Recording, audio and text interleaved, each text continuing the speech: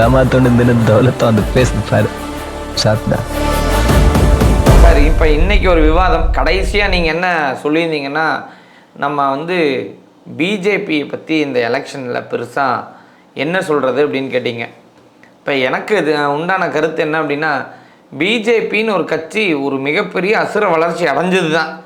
அதாவது 2036 டிசைடர் யார் அப்படின்னா திமுகவா பிஜேபியா அப்படின்னு இருக்குன்னு சொல்லி ஒரு பிரச்சாரமெல்லாம் பெருசாக போயிட்டுலாம் இருந்தது. ஏடிஎம்கே காலி அப்படின்லாம் சொன்னாங்க. ஆனால் இன்றைக்கி பிஜேபின்னு ஒரு கட்சி இருக்குதா அப்படின்னு தெரியாத அளவுக்கு திடீர் பள்ளத்தை அட்டன் பண்ணிட்டாங்களோன்னு தான் நான் பார்க்குறேன். அதுவும் மிக முக்கியமாக அண்ணாமலைன்னு ஒருத்தர் இல்லாத போது. அதுதான் முக்கியமான பாயிண்ட். இப்போ பொன் ராதாகிருஷ்ணன் இருக்கும்போது பார்த்தீங்கன்னா அவர் ஓரளவுக்கு ஓடி ஓடி ஓடி வேலை செஞ்சுக்கிட்டு இருந்தார். ஓகே, இலா கணேசன் அவங்கெல்லாம் வந்து பண்ணிக்கிட்டு இருந்தாங்க. அது ஒரு டிஃப்ரெண்ட் ஸ்டைலில் இருந்தது, பழைய ஸ்டைலில் இருந்தது, பழைய காங்கிரஸ்காரங்க ஸ்டைலுன்னு இருந்தது. ஓகே, அதுக்கப்புறம் நம்ம தமிழிசை சவுந்தரராஜன் அம்மா வந்தாங்க, அக்கா வந்தாங்க.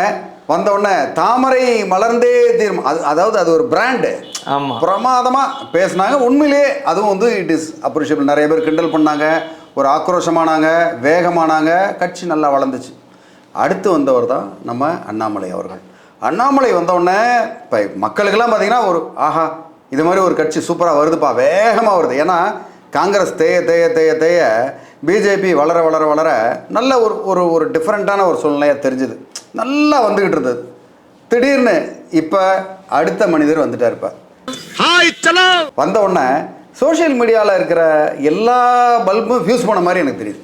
அது என்ன, அது வந்து அந்த வார் ரூம்னு சொல்லப்பட்ட சென்னை டெல்லியிலாம் வச்சுருந்தாங்க. அந்த வார் ரூம் ஸ்ட்ராட்டஜிங்கிறது இப்போ அப்ளை பண்ணலை. இப்போ எனக்கு தெரிஞ்சு நயினார் நாகேந்திரன் அவர்கள் ஏதாவது ஒரு நியூஸில் ஏதாவது சொன்னால் வருது. ஆனால் பெருசாக இப்போ ஒன்றும் இல்லை. யூனியன் மினிஸ்டர் எல் முருகன் அவர்கள் வந்து கேம்பெயினில் இருக்கிறாரு. இத்தனைக்கும் மற்ற எல்லாருமே நிறையா, நயினார் நாகேந்திரன் கேம்பெயினில் இருக்கிறாரு. மிக முக்கியமாக வானதி அவங்க கேம்பெயினில் இருக்காங்க. தமிழிசை சவுந்தரராஜன் கேம்பெயினில் இருக்காங்க. வரலையே, விஜயதாரணி அவர்கள் கேம்பெயினில் இருக்கிறாங்க. ஆனால் யாருமே ஹைலைட் ஆகல. அப்போ எல்லாரும் கேமரா தூக்கிட்டு விஜய் பின்னாடி தான் சுற்றுறாங்கன்ற மாதிரி சொல்கிறீங்களா நீங்கள்? அப்படி இல்லை, விஜயை விட ஃபோக்கஸாக இருந்தவர் அண்ணாமலைன்னு சொல்கிறேன். சரி, ஆனால் அந்த அண்ணாமலையவே எனக்கு தெரிஞ்சு அவரோட விசுவாசியாக இருந்த அமர் பிரகாஷ் ரெட்டி இல்லை, வினோஜ் பி செல்வம் இல்லை, அண்ணாமலை இவர் எல்லாத்தையுமே அவங்க விசுவாசி எல்லாம் ஒருவேளை நயினார் நாகேந்திரன் ஓரங்கட்டிட்டாரோன்னு சொல்ல வரேன். இல்லைனா அந்த அண்ணாமலை அவர்கள் வந்து அதிருப்தியாளர் லிஸ்ட்டில் சேர்ந்துட்டாரா? பாஜகவில் அதிருப்தியாளர் லிஸ்ட்டுன்னு ஒன்று இருக்கும்ல, எப்போதுமே காங்கிரஸில் இருக்கும் பாருங்க. ஒரு தலைவர் வந்தால் மற்றவங்களாம் எதிர்ப்பாங்க, மற்ற கட்சி எதிர்கட்சி மாதிரியே நினச்சி எதிர்ப்பாங்க. அதை மாதிரி ஆயிடுச்சுன்னு சொல்கிறீங்களா நீங்கள்? அப்படி கூட இருக்கலாம்ல சார். சார் அவர் பிரதான எதிரியே எடுத்துக்கிறது அவர் வந்து செந்தில் பாலாஜியை எடுத்துக்குவார் எனக்கு தெரிஞ்ச அண்ணாமலை. ஆனால் செந்தில் பாலாஜியை திமுக துணிஞ்சு கோவையிலேயே நான் நிறுத்துறேன், உன்னால் முடியுமா பார் அப்படிங்கிற அளவுக்கு நிறுத்தினாங்க. ஆனால் அண்ணாமலை கேண்டிடேட்டாக கூட நிற்கிறதுக்கு வாய்ப்பு கிடைக்கல. இதை எப்படி சார் பார்க்குறீங்க நீங்கள்? இல்லை, வாய்ப்பு கிடைக்கலன்னு நீங்கள் சொல்ல முடியாது இல்லையா? வாய்ப்பு கிடைக்கலன்னு எப்படி சொல்ல? அதாவது தேசிய கட்சியில் வந்து உங்களுக்கு ஒவ்வொருத்தவங்களுக்கும் ஒரு ஒரு பொறுப்பு கொடுப்பாங்க. ஓகே, இப்போ இவர் வந்து ஒரு கேண்டிடேட்டாக ஒரு பகுதிக்கு போயிட்டார்னா மற்ற இடங்களில் பிரச்சார பீரங்கி அவர் அண்ணாமலை அவர் பேசினார்னா ஒரு பிரச்சார பீரங்கியாக இருக்கு இல்லையா? பிரச்சார பீரங்கி வந்து எல்லாத்துக்கும் பயன்படணும். ஒரே ஒரு பகுதிக்கு மட்டும் பயன்பட்டால் சரியாக இருக்காதுன்னு பாஜக நினச்சிருக்கலாம் இல்லையா? தலைமை நினச்சி சொல்கிறது வைகோ மாதிரி ஒரு பிரச்சார பீரங்கி யாருனால இது இருக்க முடியுமா? இன்றைக்கி தமிழ்நாட்டு அரசியலில் வைகோ ஒரு பெரிய பிரச்சார பீரங்கி. என்ன ஆச்சு கட்சி? அதே மாதிரி தான் வெறும் பீரங்கியாக மட்டும் இருந்தால் முடியுமா? குண்டு வேணுமே சொல்கிறதுக்கு. சரி, நான் செவனே தானா போய்க்கிருந்தேன், யார் வம்பு தும்புக்காச்சும் போனனா? அந்த மாதிரி தான் யாராவது ஒருத்தராவது ஜெயிச்சு வரணும்ல. வானதி ஜெயிச்சிருந்தாங்க போன தடவை, அவங்களோட சேர்ந்து நிறைய பேர் ஜெயிச்சிருந்தாங்க. ஆனால் எந்த வாய்ஸ் வெளியில் தெரிஞ்சது இல்லை. ஓரளவுக்கு வந்து பாஜகக்குள்ள வந்து உட்கட்சி பூசல் சார் இந்த மாதிரி இருக்கிற மாதிரி தான் தெரியுது. ஒரு 5% தமிழிசை சவுந்தரராஜன் அவர்களால் எடுத்துகிட்டு வந்தா எனக்கு தெரிஞ்சு 95% கொண்டு வந்து கொடுத்தது அண்ணாமலை தான். ஆனால் இன்னைக்கு அவங்களோட உட்கட்சி பூசல் காங்கிரஸை விட மேலே தெரியுது. காங்கிரஸுக்கு தான் வழக்கமாக காலங்காலமாக இந்த உட்கட்சி பூசல் தமிழ்நாட்டு அளவில் இருந்துக்கிட்டே இருக்கும். ஏதோ இப்போ ஒரு நிர்வாக கோளாறு வந்து போய்கிட்டு இருக்கு. ஆமாம், கண்டிப்பாக சார், கண்டிப்பாக நிர்வாக கோளாறுங்கிறது இருக்கத்தான் செய்யுது. அப்போ அந்த அணிக்கு வந்து கொஞ்சம் குறைபாடு, ஒரு டிஸ்அட்வான்டேஜ் மாதிரி தெரியுது. அப்போ அது வந்து டிஎம்கேக்கு சாதகமா? ஒன்றுமே இல்லை சார். சோசியல் மீடியாவில் பிஜேபியில் அண்ணாமலை பேசின வீடியோ எப்போவுமே எல்லா பாலிடிக்ஸ் எடுத்திங்கன்னா ட்ரெண்டாகவே இருக்கும். இன்றைக்கி அவர் பேசின ஒரு வீடியோ கூட ட்ரெண்ட் ஆகிறது இல்லை. இப்போ ஆனால் விஜய் வந்ததுனால அண்ணாமலையோட வாய்ஸ் போயிடுச்சு அப்படின்னு கூட எடுத்துக்கலாம். சரி, நீங்கள் உங்கள் பார்வையில் எப்படி இருக்குது? என்னுடைய பார்வையில் கொஞ்சம் ஒரு டிஃப்ரெண்ட்டாக. இப்போ சமீபத்தில் வந்து மம்தா பானர்ஜி என்ன சொல்கிறாங்க அப்படின்னா, டிஎம்கேக்கும் பாஜகவுக்கும் ஏதோ ஒரு கள்ளக்காதல் இருக்குது, கள்ள உறவு இருக்குது அப்படின்றாங்க. அது ஒரு காரணமாக இருக்குமோ? எது சார், அதுவும் ஒரு காரணமாக இருக்கலாம். ஏன்னா கூட்டணி அங்கே வச்சுக்கலாம், தொடர்பை இங்கே வச்சுக்கலாம், யார் ஜெயிச்சாலும் லாபம் தானே பாஜக நினச்சிருந்துருக்கலாம் மேலிடம். ஓ, நீ அப்படி வரியா? இன்னும் சொல்கிறேன் சார். அப்போ வந்து அண்ணாமலை வந்து திமுக வளர்றத விரும்புகிறாரா? அண்ணாமலை விரும்பலை, மேலிடம் விரும்புனா அண்ணாமலைனால என்ன பண்ண முடியும்? அதாவது அண்ணாமலை வந்து பேசிக்கலி எடப்பாடி எதிர்த்துக்கிட்டே இருந்தார். ஆமாம். அப்போ எடப்பாடி எதுக்குறாருன்னா என்ன அர்த்தம்? டிஎம்கே விரும்புறாருன்னு தானே அர்த்தம். அப்படிலாம் டிஎம்கே மேல காதல். திமுகவை பல இடத்துல திட்டி இருப்பார் அண்ணாமலை. சரி, அப்படி சொல்லிடவே முடியாது. இல்லை, யார் அதிகமாக ஏன் வந்து அவர் எடப்பாடி பேசினது மட்டும் ஏன் ஹைலைட் ஆச்சுன்னா, கூட்டணிக்குள்ளேயே இருந்துக்கிட்டு பேசினதுனால அது ஹைலைட் ஆச்சு, அவ்வளோதானே ஒழிய அவர் சமமாக தான் எனக்கு தெரிஞ்சு திட்டினார். ஆனால் நீங்கள் இப்படி எடுத்து பாருங்கள், காங்கிரஸும் திமுகவும் இன்றைக்கி ஒரு கூட்டத்தில் ஒரு உறவில் நிற்கிறாங்க. ஆனால் பாண்டிச்சேரி எலெக்ஷனே முடிஞ்சிருச்சு. ஆனால் எங்கே ராகுல் காந்தி அவர்களும் இங்கே இருக்கிற திமுக கூட்டணியில் இருக்கிற திமுக தலைவர் ஸ்டாலின் அவர்களும் ஒன்றா பிரச்சாரம் பண்ணதை நீங்கள் பார்த்தீங்களா? இது வரைக்கும் தமிழ்நாட்டில் இப்போ தான் பிரச்சாரம் பண்ண போகிறாங்கன்னு ஏதாவது தேதி வந்ததை நீங்கள் பார்த்தீங்களா? ரெண்டும் அப்படி தான் இருக்குது. காங்கிரஸும் திமுக கூட்டணியில் அவங்களுக்குள்ள ஏதோ டிஃப்ரென்ஸ் ஆஃப் ஒப்பீனியன். அதே மாதிரி அதிமுக பாஜக பண்ணும்போது இவங்க ரெண்டு பேருக்குள்ள டிஃப்ரென்ஸ் ஆஃப் ஒப்பீனியன். ஒட்டு மொத்தமாக பார்த்தீங்கன்னா யாருக்கும் மனமும் வந்து ஒற்றுமையாக இருக்கிற மாதிரி தெரில. அந்த சைடில் நீங்கள் பார்த்துருப்பீங்க, இந்த பிரேமலதா தேமுதிகவும் விசிகாவுடைய அவங்களுடைய ஒற்றுமை கிழிஞ்சு போச்சே போன மீட்டிங்கில். அதே மாதிரி தான் இங்கே ஒற்றுமையாக இருக்கும். அவங்க கூட்டணியில் இருக்கவங்களுக்கே வந்து ஒன்றா இருக்கணும்னு இது இல்லை. அப்படி பார்த்தா விசிகே திருமாவளவன் வந்து எவ்வளோ மேல், எவ்வளோ விட்டு கொடுக்குறாரு. அவரை மாதிரி இருந்தாங்கன்னா உண்மையிலேயே வந்து நிறைய இது ஒற்றுமையாக இருக்கணும். ஆனால் இவ்வளோ தூரம் ஒற்றுமையாக இருக்க வேண்டிய அவசியம் இல்லை, கொள்கையை விட்டுட்டு ஒற்றுமையாக இருக்க வேண்டிய அவசியம் இல்லை. இதைத்தான் வந்து திமுகவோட ரொம்ப கனெக்ஷனில் இருக்கக்கூடிய வெஸ்ட் பெங்கால் முதலமைச்சர் மம்தா பானர்ஜி அவங்க என்ன சொல்கிறாங்க, எப்போ திமுக ஃபங்க்ஷன் வச்சாலும் மம்தா பானர்ஜி கலந்துக்கிறது வழக்கம். இவங்களும் பெருமைப்படுத்தி மம்தா பானர்ஜி அவர்களுக்கு ஷீல்டு தர்றது என்ன எல்லாம் பண்ணுவாங்க. ஆனால் அவங்களே என்ன சொல்லிட்டாங்க, திமுகவும் பாஜகவும் ஒரு கள்ள உறவில் இருக்கிறாங்க அப்படின்னு தான் சொல்லியிருக்கிறாங்க. அது வந்து ஒரு கருணாநிதிக்கு முன் கருணாநிதிக்கு பின் கணக்கு. ஓகே, அந்த கணக்கு வேற. ஓகே அவங்க வந்து எப்படின்னா அவங்க கருணாநிதியோடைய ரசிகை. ஓகே, அது மாதிரி கருணாநிதியும் அவங்களோட ரசிகை. அவங்க வந்து அது இரும்பு பெண்மணி அவங்க. ஓகே, ஆனால் இவர் எப்படியா ஒரு வசனம் எழுதினாலும் நான் தாண்டா எழுதுவேன் அப்படின்னு சொன்னாலும் கருணாநிதி. ஓகே, இவருக்கு யாரோ ஒருத்தவங்களுக்கு எழுதி கொடுக்க வேண்டியிருக்கு. இப்போ ஸ்டாலினுக்கோ உதயநிதி ஸ்டாலினுக்கோ எழுதி கொடுக்கணும்னு சொன்னது தான் ஞாபகம் வருது. தன்னோட எலெக்ஷன் மேனிஃபெஸ்டோ வந்து ரிலீஸ் பண்ணியிருக்கிறாங்க. அதை பற்றி நிருபர்கள் கேள்வி கேட்குறாங்க திரு ஸ்டாலின் அவர்கள்ட்ட. இந்த மாதிரி சார் இதை பற்றி எங்களுக்கு கேள்வி கேட்கணும்னு. அவர் மைக்கு முன்னாடி இருக்கும்போது வந்து இப்போ நான் என்ன உங்கள்கிட்ட சொல்கிறது, திடீர்னு பின்னாடி இருந்து வர்றாரு ஆர்எஸ் பாரதி. அவர் வந்து இல்லை அதை உருவாக்கம் பண்ணவங்கள்ட்ட தான் நீங்கள் அந்த கேள்வி கேட்கணும்னு. அப்போ இது எப்பேற்பட்ட காமெடியாக இருக்குதுன்னா, அப்போ திமுக தலைவர்னு சொல்லிக்கிறவர் முதலமைச்சராக இருந்தவருக்கு உருவாக்குனது தெரியாதான் அப்படிங்கிற ஒரு கேள்வி வச்சு தான் இருக்குது. பொதுவாக நல்லா புரிஞ்சுங்க, கருணாநிதி வந்து வசனகர்த்தா. ஓகே, அவர் ஹீரோ ஆனார். ஹீரோ வசனகர்த்தா ஒரே ஆள். அப்போ பேசிட்டு போயிட்டார். இப்போ அவர் வந்து ஹீரோ, வசனகர்த்தா வேற ஒரு ஆள். அதனால் அது மூளைக்குள்ள கரெக்டாக போகல. அதாவது இந்த அவதார படத்தில் வந்து இந்த குதிரையும் அந்த மனுஷனை வாழை ஒன்றா சேர்த்துக்குவாங்க பாருங்க, சொல்றன்னு ஒன்றா வரும்ல, சிங்க் ஆகுறது. அந்த மாதிரி சிங்க் ஆகலைன்னு வரும்போது என்ன ஆகும், இந்த மாதிரி பெரிய பிரச்சனைகள்லாம் வர செய்யும்.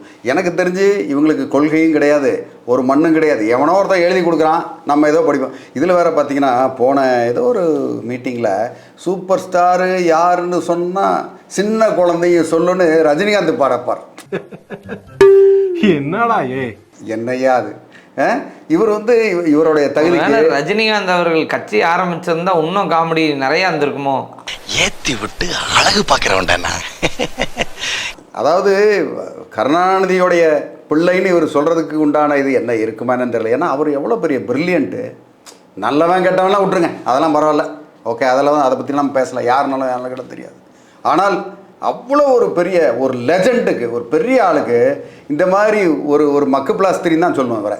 இவர்தான் councillor snake Babu 3rd standard. ஐயா வெறும் 3rd ஸ்டாண்டர்டா?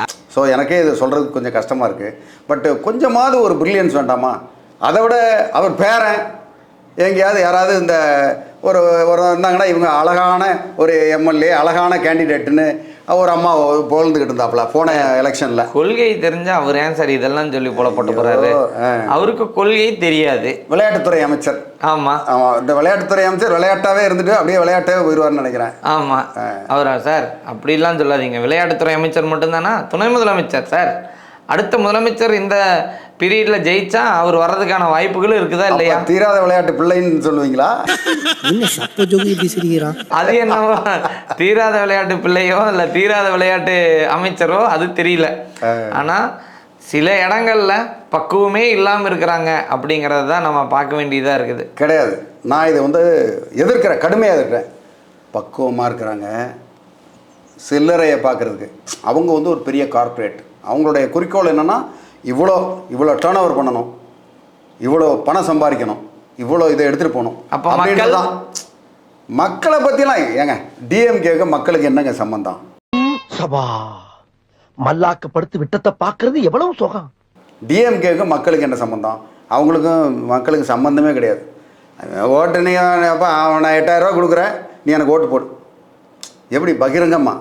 நீங்கள் வந்து காரில் பணம் எடுத்துகிட்டு போனால் எலெக்ஷன் கமிஷன் பிடிக்கும், ஓகே. பைக்கில் எடுத்துகிட்டு போனால் பிடிக்கும். ஆனால் இவன் தேர்தல் அறிக்கையிலேயே 8000 வாங்குறான். 8000 ரூபா எப்படி? அவன் சொந்த பணத்தை கூட கொடுக்கல, மக்கள் பணத்தை எடுத்து. சரி, எனக்கு இன்னொரு கேள்வி. சரி, இந்த எலெக்ஷன் கமிஷன் இருக்குதுல்ல, யாரும் வாக்குறுதிக்கு இலவசங்களை அறியக்கூடாதுன்னு சொல்கிறதுக்கு தகுதி இல்லையா எலெக்ஷன் கமிஷனுக்கு? கண்டிப்பாக உண்டு. அப்புறம் ஏன் சொல்லலை? அரசியல்ல இதெல்லாம் சாதாரணமாப்பா. அரசியல்ல இதெல்லாம் சாதாரணமாப்பான்ற மாதிரி ஒன்றுக்கும் ஒரு ஓட்டை இருக்கும். சட்டத்தில் ஓட்டை இருக்கு இல்லையா, அந்த ஓட்டையை தான் ஃபில் பண்ணுவாங்க இவங்க ஒன்று ஒன்றா. ஓகே, இப்போ ஒரு 500-600 வாக்குறுதி கொடுப்பாங்க. அதில் 400 வாக்குறுதியை நிறைவேற்றினு கணக்கு பண்ணி சொல்லுவாங்க. பேலன்ஸை வாக்குறுதி நிறைவேற்ற மாட்டாங்க. இந்த மது விலக்கு அவ்வளோதான் விட்டுட்டாங்க. இந்த வாக்குறுதியில் அதுவும் கிடையாது. ஸோ ஒன்று ஒன்றா கழட்டி விட்டுக்கிட்டே இருப்பாங்க. ஒரு கண்டிஷன் தான், இந்த கண்டிஷன் இருந்தால் இது நடக்கும், இந்த கண்டிஷன் இருந்தால் இது நடக்கும், அந்த கண்டிஷன் இல்லை அதனால் இதை பண்ண முடியல அப்படின்னு தூக்கி போட்டு போயிட்டே இருப்பாங்க. ஆனால் அந்த பணம் கொடுக்குற மேட்டரில் பார்த்தீங்கன்னா இவர் எடப்பாடியும் கூட சேர்ந்துக்கிட்டாப்புல. அதில் ஒரு 1000 ரூபான்னா நான் இந்த தடவை 2000 ரூபா கொடுக்குறேன். அவர் ஒரு காமெடி. 1000 ரூபாய்ன்னு திமுக போன தடவை அறிவிக்கிறப்ப அவர் என்ன சொன்னார்னா, அதெல்லாம் வந்து சாத்தியமே கிடையாது, 1000 ரூபாய் எப்படி எல்லா வீட்டுக்கு தர முடியும், திமுக வந்து உங்களை பொய் சொல்லி ஏமாத்துது, கொடுக்கவே முடியாதுன்னு சொன்னவர் இந்த தடவை 2000ன்ட்டார்.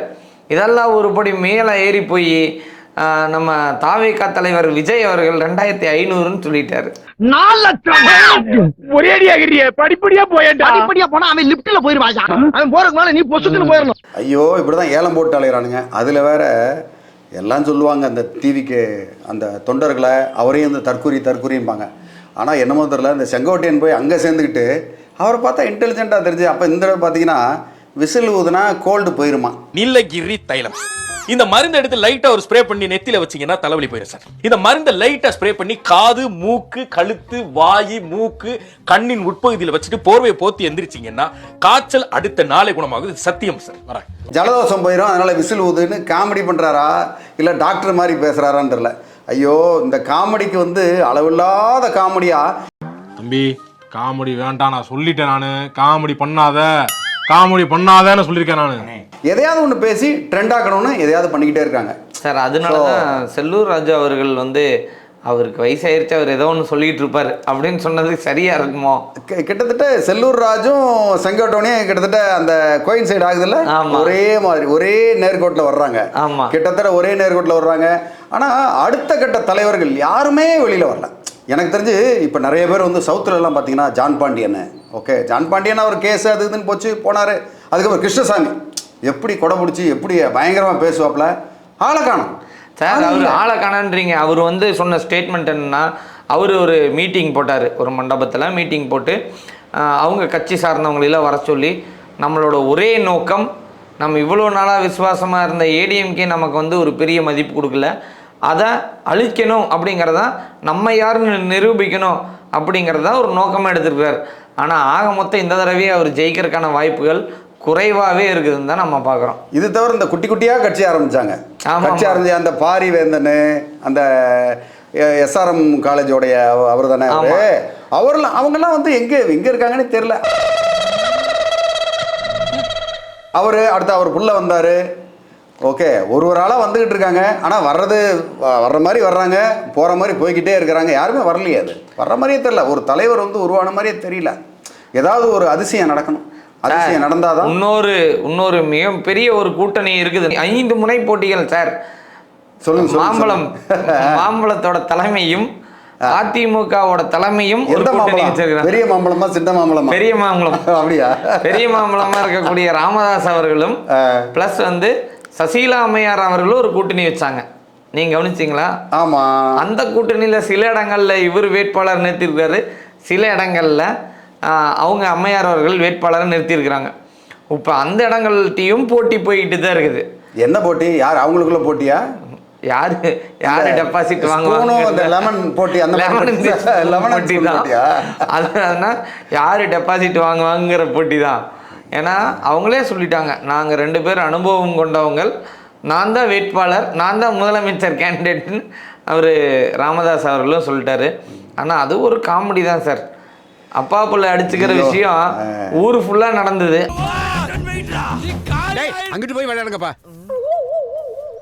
அங்கிட்டு போய் விளையாடாவா? அதை எதிர்த்து வந்தவர் தான் ராமதாஸ் ஐயா அவர். ஆனால் அவரே கடைசியில் இப்படி பண்ணுவார்னு அதிர்ச்சி வைத்தியம் கொடுத்துட்டாரு. நிறைய அதாவது அதிசயங்கள் நடந்த பூமி தான் தமிழ்நாட்டு. அதில் என்னன்னு பார்த்தீங்கன்னா, மனோஜ் பாண்டியன் திமுக கேண்டிடேட், ஆமாம், ஓபிஎஸ் திமுக கேண்டிடேட், இதெல்லாம் நினச்சி பார்த்துருக்க முடியுமா? ஒரு 10 வருஷத்துக்கு முன்னாடி வாய்ப்பே கிடையாது. அவ்வளோ வந்து ட்ரெஷர், அவ்வளோ புத்திசாலித்தனமும் அவ்வளோ அதிசயங்களும் கொட்டி கிடக்கு. அதனால் இந்த மாதிரி இன்னும் பல அதிசயங்களை எதிர்பார்க்கலாம். கண்டிப்பாக சார். அதாவது ஒரு இந்த விவாதம்னு எடுத்து பார்க்கும்போது மக்களுக்கு தகுந்த மாதிரி நம்ம நிறைய விஷயங்கள் பேசிகிட்டு இருக்கிறோம். ஆனால் இதெல்லாம் மக்களுக்குள்ள ஒரு கேள்வி தான். அவங்களும் யோசிக்காம இல்லை. இதெல்லாம் நம்ம கேள்வி இல்லையே, அதான் மக்களோட கேள்வி தானே. கேட்கறது மக்கள் கேள்வி தான். அவங்க கொடுக்குற கமெண்ட்ல இருக்கிறத தான் நம்ம கேள்வியாகவே முன்வைக்கிறோம். நிறைய விஷயங்கள் வந்து அவங்க இதெல்லாம் கேட்க நினைக்கிறது எல்லாத்தையும் கமெண்ட்ல தார்மீகமாக கேட்டுட்டு இருக்கிறாங்க. அதை வச்சு தான் நம்ம எடுத்துக்கிறோம். ஆனால் நம்ம இன்னும் பேச வேண்டியது, அடுத்த வீடியோவில் நம்ம பேச வேண்டிய ஒரு மிகப்பெரிய இது இருக்குது. எந்த ஜோனில் யார் வந்து அதிகமாக, அதாவது பெரிய மெஜாரிட்டியாக யார் இருக்கிறாங்க அப்படிங்கிறது அடுத்த வீடியோவில் நம்ம கண்டிப்பாக பேசுவோம். இந்த வீடியோவில் நம்ம நிறையா சொன்ன விஷயங்கள் மக்களுக்கு பிடிச்சிருந்துருக்கலாம், பிடிக்காமல் இருந்திருக்கலாம். அவங்களுக்கான சக மரியாதைக்குரிய கருத்துக்களை சொன்னாங்க அப்படின்னா அது மரியாதைக்குரிய கருத்துக்கள். அது சொன்னால் கண்ணியமான, ஆமாம், கண்ணியமான முறையில் கருத்துக்கள் சொன்னால் கண்டிப்பாக அதுக்கான ரிப்ளையும் கொடுக்கலாம். அடுத்த வீடியோவில் அதை பற்றி விவாதத்தையும் எடுத்துக்கலாம். அதுவரையும் நன்றி. அடுத்த வீடியோவில் நம்ம கண்டிப்பாக சந்திப்போம். நன்றி, வணக்கம். ஏமாந்துடாதீங்க, பி கேர்லெஸ்.